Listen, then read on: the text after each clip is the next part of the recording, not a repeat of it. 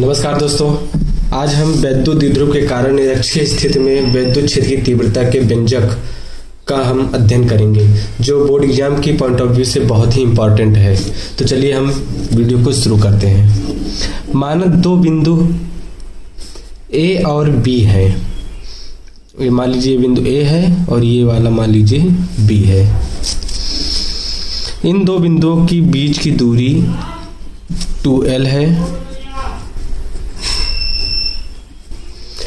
जिनका मध्य बिंदु O है।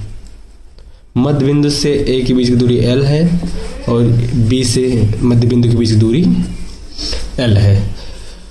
माना बिंदु A पर प्लस Q आवेश है और बिंदु B पर माइनस Q आवेश। इस मध्य बिंदु O से R दूरी पर, स्मॉल r दूरी पर कोई बिंदु P है।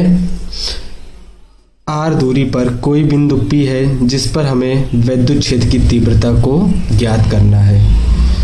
R दूरी पर कोई बिंदु P है जिस पर हमें वैद्युत क्षेत्र की तीव्रता ज्ञात करनी है।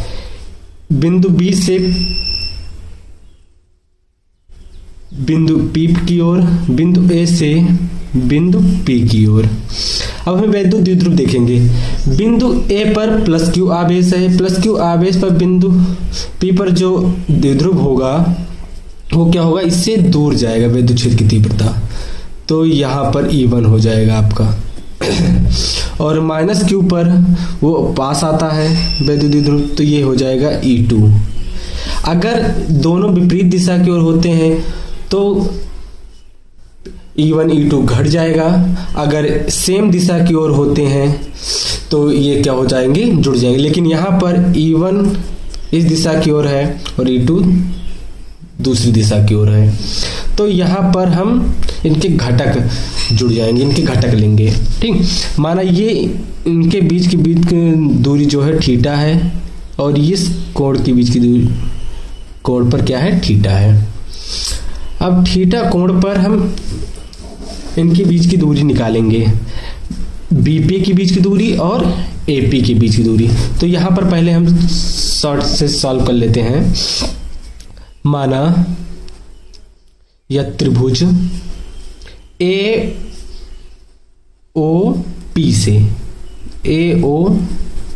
से, तो AOP में ये क्या है, हमारा समकोण त्रिभुज है।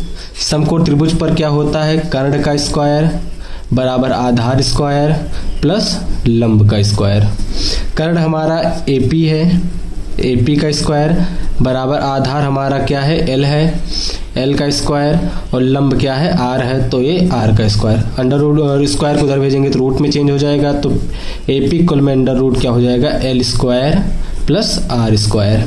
इसी तरह देखिए यहाँ O से A के बीच की दूरी L है और O से P की जो लंब है वो क्या है, R है। इसी तरह O से B की दूरी L है और लंब क्या है, कॉमन है, उभयनिष्ठ है। तो दोनों की, तो BP की जो दूरी होगी वो AP की दूरी के क्या होगा, बराबर होगा। तो AP अगर आपका आया है under root L square plus R square, तो BP भी क्या आएगा, under root L square plus R square. ठीक, अब यहाँ पर आपको दो बिंदुओं के बीच की दूरी मिल गई, BP के बीच की दूरी और AP के बीच की दूरी, L square plus R square और यहाँ पर भी L square plus R square. अब यहाँ पर आप इसका जो न्यूमेरिकल थ्योरी फॉर्म है वो आप लिख सकते हैं स्टेटमेंट कि माना दो बिंदु A और B हैं, इन बिंदुओं के बीच की दूरी 2l है।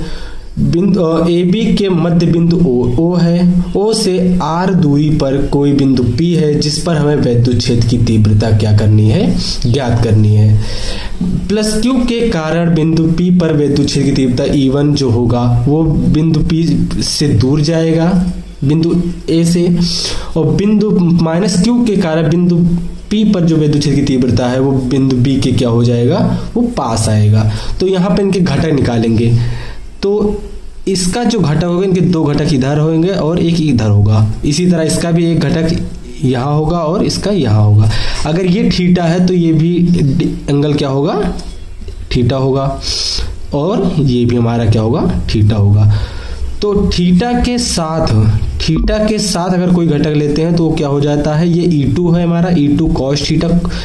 एंगल के साथ अगर हम थीटा साथ लेंगे तो cos थीटा होता है, और थीटा के अलग लेंगे तो sin थीटा हो जाएगा। तो ये हमारा क्या हो जाएगा, ये वाला E1 sin थीटा और ये भी E1 sin थीटा, और ये हमारा E1 cos थीटा, ये E1 sin थीटा, ये E2 sin थीटा, सॉरी ये E2 sin थीटा, ये E1 cos थीटा। तो आई होप आप लोगों को ये चीज़ समझ में आई होगी। ठीक, अब हम यहाँ पर शुरू करते हैं स्टेटमेंट। डेरिवेशन, प्लस क्यू आवेश के कारण बिंदु P पर वैद्युत क्षेत्र की तीव्रता, वैद्युत क्षेत्र की तीव्रता प्लस क्यू के कारण विद्युत क्षेत्र की तीव्रता क्या हो जाएगा,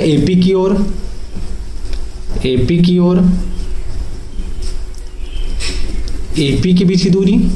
तो इस पर क्या हो जाएगा, E1 बराबर 1/4 pi epsilon naught Q upon under root, दो बिंदु बीच की दूरी का फॉर्म, यहाँ पर बिंदु के बीच की दूरी होता है, तो यहाँ के AP के बीच की दूरी क्या है, under root L square plus R square, इसका स्क्वायर होता है इसलिए इसका स्क्वायर से स्क्वायर रूट कैंसिल हो जाएगा। तो E1 बराबर क्या आ जाएगा आपका 1/4 pi epsilon naught Q upon under root L square plus R square. ये E1 का मान आ गया। अब पुनः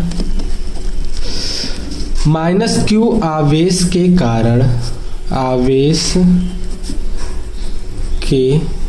कारण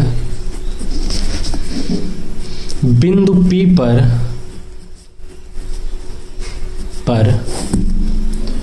वैद्युत क्षेत्र की तीव्रता। तो क्या हो जाएगा, बिंदु P के माइनस क्यू आवेश के कारण BP की ओर, तो हो जाएगा BP की ओर। तो E2 बराबर क्या हो जाएगा हमारा 1/4 pi epsilon naught Q upon, same है क्योंकि इसके भी बीच की दूरी L square plus R square under root, इसका स्क्वायर से स्क्वायर रूट कैंसिल हो जाएगा। तो E2 बराबर क्या आ जाएगा हमारा 1/4 pi epsilon naught Q upon L square plus R square. ये E1 का मान आ गया और यहाँ E2 का मान आ गया। अब हम यहाँ पर परिणामी वैद्युत क्षेत्र की तीव्रता, तो यहाँ पर लिखेंगे अतः, नई लाइन से देखते हैं,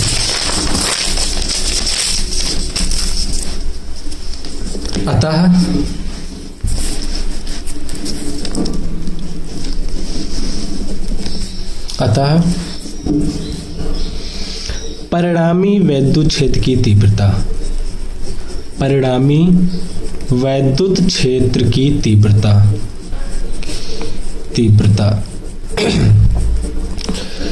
हमने आपको क्या बताया था कि अगर ये घटक जो है, अगर वैद्युत क्षेत्र की तीव्रता प्लस क्यू की ओर है तो ये इससे दूर जाएगा, माइनस क्यू है तो इसकी पास आएगा। अगर एक दूसरे के विपरीत दिशा होता तो ये घट जाता, और अगर एक दूसरे के समान दिशा में होता तो ये जुड़ जाता। लेकिन यहाँ पर क्या है, ये ना तो विपरीत है और ना ही सेम दिशा की ओर, एक इस दिशा की ओर जा रहा है, दूसरा इस दिशा, तो यहाँ इसके घटक लेंगे। तो घटक में क्या हो जाएगा, इसका E बराबर हो जाएगा E1 cos theta plus E2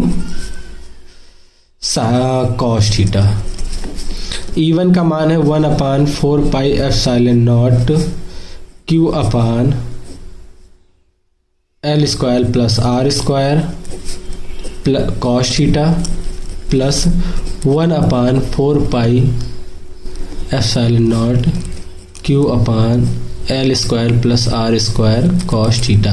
देखिए दोनों सेम है, जुड़ जाएगा तो हो जाएगा 2/4 pi epsilon naught Q upon L square plus R square cos theta. Cos theta we know that cos theta equal में क्या होता है, बेस अपान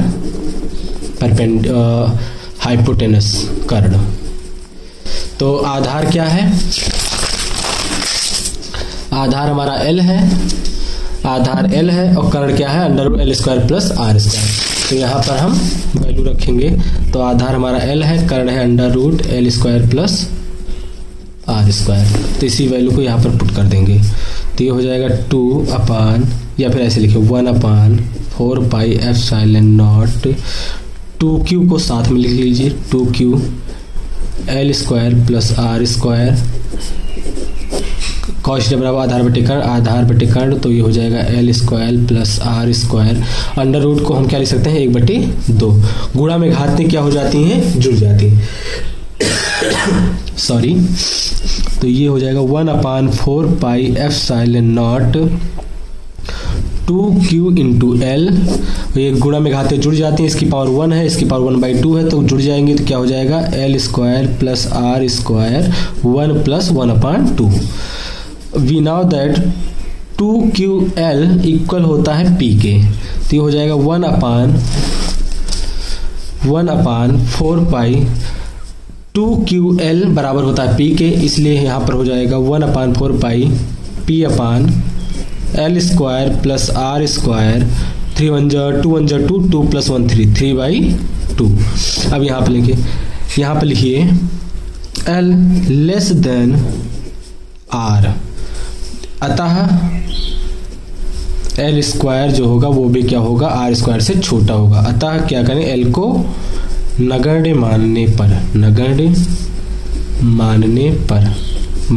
पर जब अगर इसे नगण्य मानोगे तो E बराबर हो जाएगा 1/4 पाई एप्सिलॉन नॉट P अपान, ये हमारा 0 हो जाएगा, तो R स्क्वायर की पावर 3/2, 2 से 2 कैंसिल हो जाएगा, तो E बराबर क्या हो जाएगा 1/4 pi epsilon not P upon R cube.